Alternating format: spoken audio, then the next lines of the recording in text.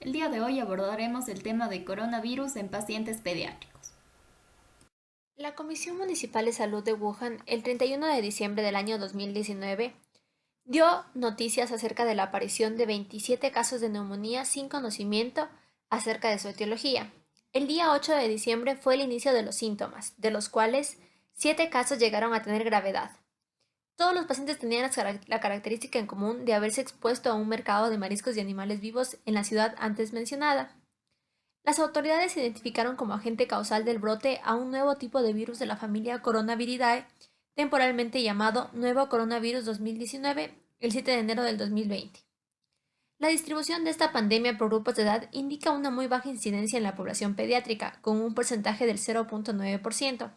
Según los documentos hospitalarios publicados hasta la fecha, una alta proporción de los pacientes adultos internados y la mayor parte de los fallecidos presentaban comorbilidades, motivo por el cual su patología presentó un agravamiento. Los coronavirus pertenecen a la familia Coronaviridae. Este grupo de virus pueden modificarse o mutar debido a distintos eventos genéticos y lograr infectar al ser humano, con un potencial epidémico pandémico. El SARS-CoV-2 dispone de un genoma que codifica cuatro principales proteínas estructurales. La proteína denominada Spike se encarga de unir al virus a los receptores de la célula huésped y ayudar a su entrada a través de la membrana celular. Lo mencionado ha sido un punto clave en la elaboración de las vacunas que actualmente se disponen. El SARS-CoV-2 es un virus RNA con la característica de poseer una cadena envuelta con un diámetro aproximadamente de 60 a 140 nanomicras, con forma esférica o elíptica y pleomórfica. Existen estudios que determinan que comparte las secuencias de nucleótidos del genoma de un coronavirus similar al SARS, que lo han encontrado presente en murciélagos. Se cree que el SARS-CoV-2 es sensible a la radiación ultravioleta y al calentamiento, pero sus propiedades físico-químicas aún no están totalmente aclaradas. Según investigaciones sobre este virus, este puede inactivarse a una temperatura de 56 grados durante 30 minutos y usando solventes lipídicos como etanol al 70%, además de desinfectantes que contengan cloro, ácido y cloroformo. Es difícil de controlar la transmisión de humano a humano debido al tiempo de incubación viral, presentándose con ausencia de síntomas. Por este motivo, los casos aumentaron descontroladamente después de 8 meses y 27 días desde el brote de la enfermedad. Esta se ha convertido en pandémica, con un número de individuos infectados por SARS-CoV-2 que ha alcanzado hasta 32.730.204 contagiados y muertes 991.211 a nivel mundial. Regionalmente, las Américas contribuyen con un porcentaje del 49% del total de casos infectados y el 55.2% del total de fallecimientos. De la misma forma que en los brotes anteriores del SARS y MERS, el SARS-CoV-2 tiene una menor frecuencia en niños que en adultos. La mayor parte de los casos se presentan en mayores de 18 años y solo el 8.4% de los casos por debajo de los 18 años. Actualmente se informa un gran número de muertes en personas de 50 años o más. En la presente tabla les indicamos el porcentaje según cada región. La transmisión. La principal fuente de infección son los pacientes infectados por el virus SARS-CoV-2. La transmisión se realiza a través de las gotas respiratorias en los actos de los pacientes como toser, hablar o estornudar. Estas gotas tienen un tamaño mayor a 5 micras. Cuando se tiene contacto cercano con zonas como la boca, nariz o conjuntiva ocular a través de la mano contaminada, también puede ser una fuente de transmisión. La transmisión vertical aún no está evidenciada, pero se ha detectado el caso de un recién nacido de una madre infectada que ha sido positivo para el SARS-CoV-2 a las 30 horas de vida. Los casos pediátricos son menos frecuentes y de carácter leve, aunque no se debe descartar el espectro de gravedad, ya que todo parece posible. No se han conocido casos de fallecimientos en niños, solo epidemiológicos familiares que usualmente son casos leves o asintomáticos con alteraciones radiológicas. La COVID-19 es una infección viral producida por el virus SARS-CoV-2 que afecta principalmente a las vías respiratorias bajas. En el caso de complicaciones y tornarse severos, podría presentarse una respuesta inflamatoria sistémica masiva y eventos trombóticos en diferentes órganos y sistemas. Este virus contiene alrededor de 30.000 bases de RNA, utiliza la proteína Spike densamente glucosilada para ingresar a las células del huésped y tiene una gran afinidad para unirse al receptor de la enzima convertidora de angiotensina 2. Esta enzima se encuentra expresada en las células alveolares tipo 2. El ARN del virus ingresa y se incorpora a las células del tracto respiratorio superior e inferior y es traducido en proteínas virales. El COVID-19 es consecuencia de dos procesos fisiológicos relacionados.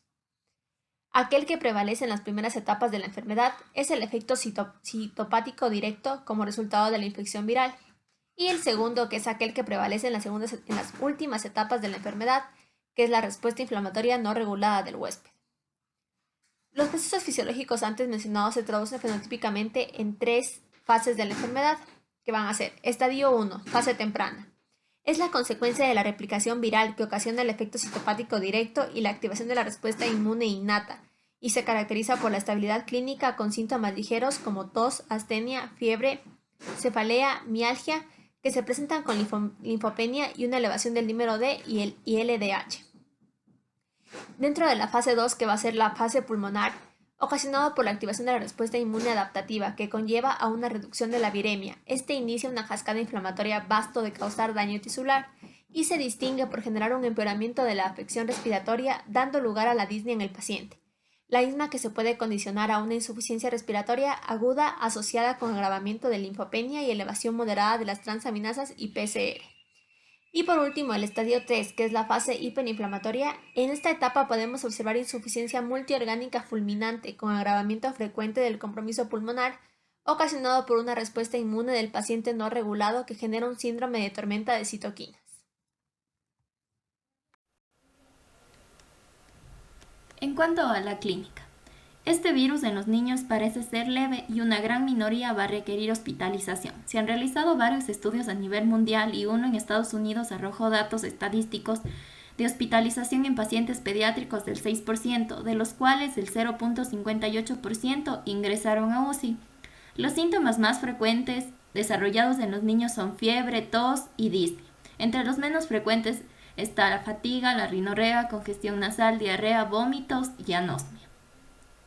El porcentaje estadístico de casos graves y críticos en niños es bastante bajo en comparación con los adultos. La recuperación de la infección suele durar de 1 a 2 semanas y se ha visto que los niños menores de 1 año tienen mayor predisponencia a presentar un cuadro clínico grave. Por otro lado, las comorbilidades juegan un papel importante en la infección por COVID-19. Afecciones como EPOC, asma, enfermedades cardiovasculares e inmunosupresión.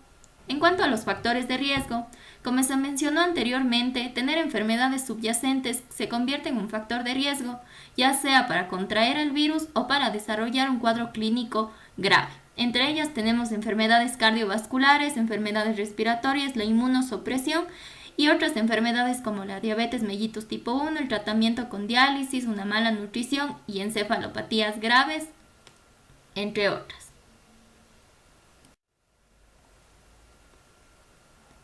El diagnóstico. La evaluación inicial del paciente pediátrico es con la sospecha de exposición y los síntomas. Se debe realizar una historia clínica detallada, un examen físico y determinar el nivel de riesgo entre alto, medio o bajo. En España se define como caso sospechoso a cualquier niño o niña con signos y síntomas de infección respiratoria de aparición súbita.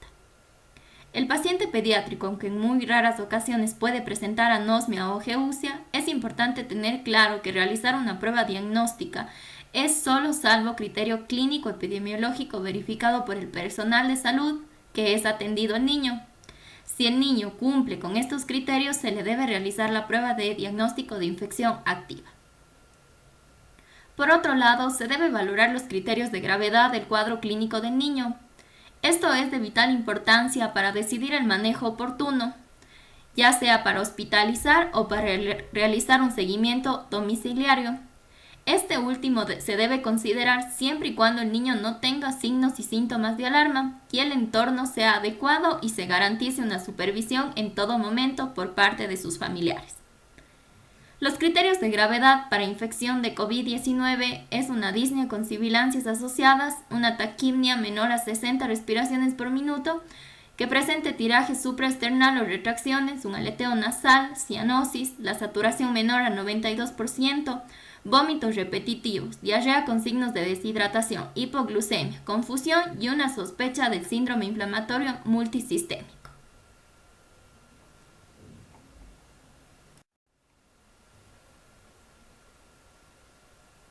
Para verificar la infección activa se pueden realizar dos tipos de prueba: la PCR de un exudado nasofaríngeo o la prueba rápida de detección de antígenos.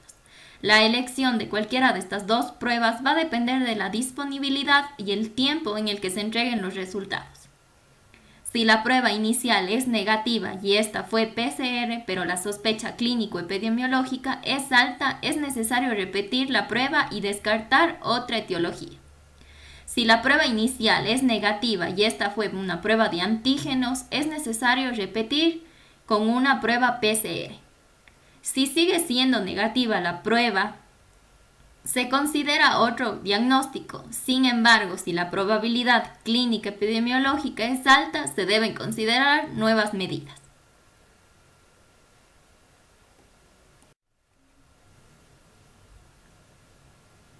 En cuanto a los exámenes de sangre, en una biometría hemática se puede observar alteración de glóbulos blancos como una leucopenia, disminución del recuento de linfocitos, una PCR elevada, una interleuquina elevada, especialmente en los casos graves, y la procalcitonina va a estar normal en la mayoría de los casos. Si esta se encuentra elevada, podría ser indicativo de una infección. En pacientes pediátricos que ya se haya confirmado la infección por COVID-19 o se sospeche dicha infección, se le debe realizar una radiografía de tórax, donde en etapas iniciales se observan múltiples sombras pequeñas irregulares y cambios en la periferia del pulmón. En casos graves se va a observar una opacidad bilateral en vidrio deslustrado, una consolidación pulmonar, sombras infiltrantes y en ocasiones poco frecuentes derrames pleurales. Por otro lado, también se le puede realizar una tomografía de tórax, donde se muestran hallazgos patológicos con mayor claridad que en la radiografía. En niños los más frecuentes es encontrar una opacidad bilateral en vidrio deslustrado. Para el tratamiento se debe individualizar al paciente pediátrico y su abordaje terapéutico va a depender de la gravedad del cuadro clínico. Si el niño no requiere hospitalización y cursa por una infección leve, se debe tomar medidas generales como el aislamiento, uso de mascarilla, lavado frecuente de manos, y actualmente no existe una evidencia sobre el beneficio de recetar paracetamol o ibuprofeno. Sin embargo, esto debe ser valorado por el personal de salud que está atendiendo en ese momento al niño.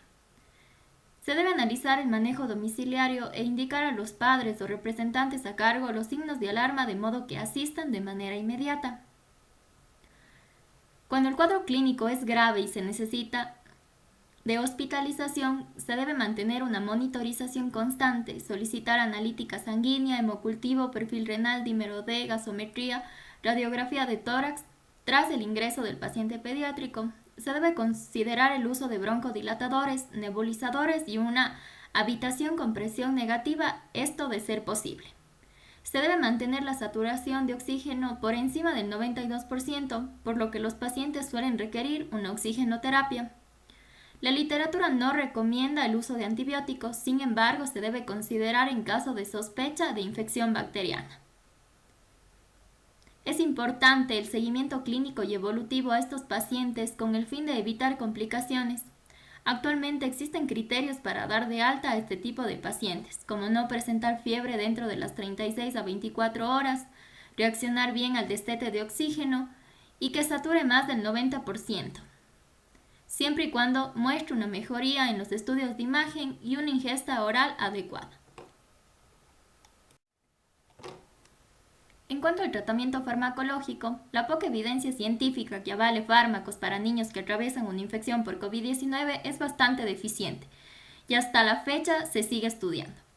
El antiviral Remdesivir ha demostrado cierta mejoría clínica a una dosis de 5 mg/kg por vía intravenosa en niños con un peso menor a 40 kg y una dosis de mantenimiento de 2.5 mg/kg en niños con un peso mayor a 40 kg. La dosis va a ser de 200 mg vía intravenosa y una dosis de mantenimiento de 100 mg. El uso de corticoides se debe valorar solo en caso de shock séptico, de síndrome de distrés respiratorio agudo y en hipoxemia, a dosis de 1 a 2 mg/kg día durante 3 a 5 días. Los anticoagulantes están indicados en complicaciones trombóticas, aunque la evidencia de estas complicaciones en niños es muy infrecuente. Esta se debe dar a dosis de 1.5 mg/kg dosis en menores de 2 meses y en mayores de 2 meses a 1 mg/kg dosis. La prevención está en educar, enseñar y reforzar las medidas generales dadas en esta pandemia, las que incluyen el uso de mascarilla de manera adecuada cubriendo boca, nariz y mentón, lavado de manos con agua y jabón durante al menos 20 segundos, el distanciamiento social de al menos 2 metros, cubrirse la boca cuando se estornuda o se tose y evitar aglomeraciones innecesarias a las que el niño o niña pueda asistir. De este modo se va a evitar la mayor exposición. El esquema completo de vacunación del niño o niña es una parte fundamental para evitar complicaciones en caso de contraer el virus, así como desarrollar enfermedades víricas que hacen que el niño o niña tenga que asistir a un centro hospitalario, exponiéndolo y sobrecargando el sistema de salud. Finalmente, la transmisión del virus en pacientes pediátricos es igual que en los adultos, con la diferencia que el virus del COVID-19 se va a desarrollar de una manera más leve. Por supuesto, no se debe dejar de nombrar que han existido casos graves de infección por COVID-19 en niños que los ha llevado incluso a la muerte. Se debe tener en cuenta que la evidencia y la literatura es bastante deficiente debido a que es un virus nuevo que sigue en estudio y no ha permitido dar una respuesta concluyente de la capacidad transmisora en los pacientes pediátricos. Lo ideal sería comprender cómo funciona fisiopatológicamente el virus para establecer un diagnóstico temprano evitando su difusión. Se sigue trabajando en el tratamiento que garantice un beneficio del 100% contra la lucha del coronavirus.